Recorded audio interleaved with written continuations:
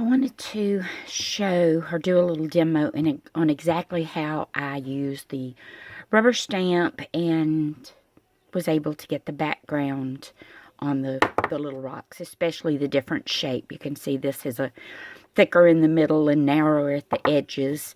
This was kind of a bigger, bulky rock, and this one was a little bit flatter. And the one tool that I use to apply my paint are these triangle makeup wedges. And I get them at the different dollar stores, Walmart, just wherever.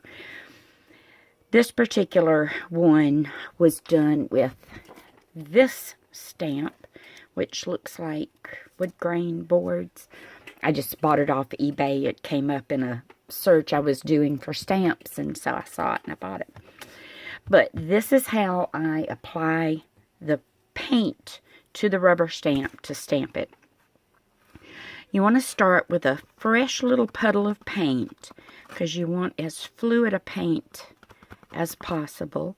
And I get an even coat without it being globby on the end of the sponge, and then just lightly tap the sponge onto the part of the rubber stamp that you want to use. And then I prepared my rock with base coating it in black, and then I just kind of press and roll the rock over the image. And you'll notice the only part that got stamped was just what touched the rubber. That's fine, because now I can carefully look at what I have there and roll the rock onto any other places that I want to add some background. Just that simple. I'll do it again. And you probably will need to refresh the paint on the stamp. And you don't have to just use rubber stamps to do this. There are lots of things that you can use to create backgrounds with. And since this stamp doesn't have quite that high a rounded edge, see, we were able to get a little more of the image. And that's it. That's all I'll do on that one. And then the way I clean this, because it's acrylic paint, it dries almost instantly on the rubber. I take it to the sink. I spray it with some awesome cleaner that I buy at the dollar store. A toothbrush like this and some Dawn dishwashing liquid, and it scrubs clean. I've had stamps that I forgot to wash for weeks, and they come perfectly clean. Okay.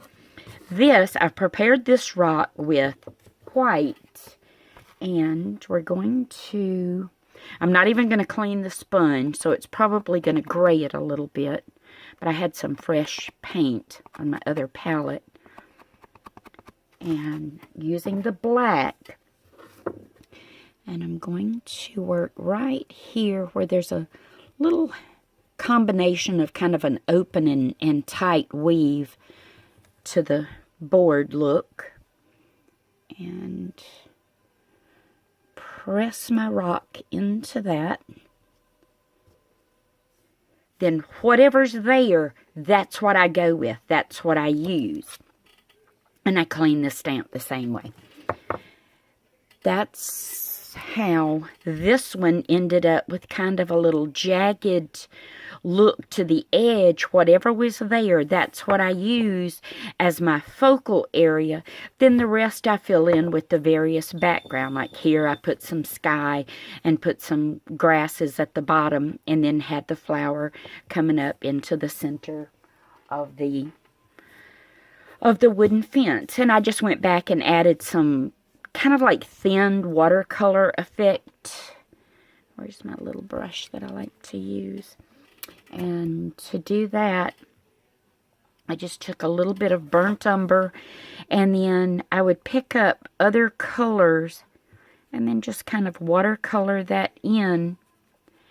And because this layer is going to be a little thinner when you apply it, if you want to be sure that anything else you work on top of it isn't disturbed, you can put a thin coat of matte medium over the top of your base painting here of your little fence, and then you don't have to worry about when you're applying the flower and maybe doing other strokes that you might pull up any of the thinner paint that's over the base coat.